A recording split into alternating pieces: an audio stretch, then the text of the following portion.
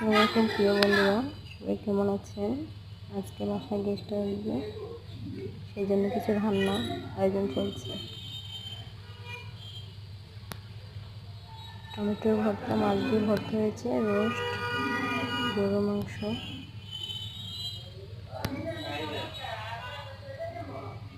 কারো যদি কোনো রেসিপি জানাবেন। ভেজিটেবল রান্না হয়েছে,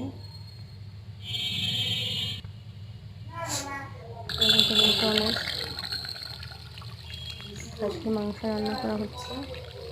কার কাছে কেমন লাগে অবশ্যই কমেন্টে জানাবেন।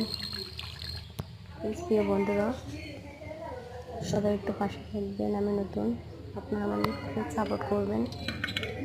আপনারা বেশি সাপোর্ট করলে আরও নতুন নতুন ভিডিও নিয়ে আসবো আপনাদের মাঝে।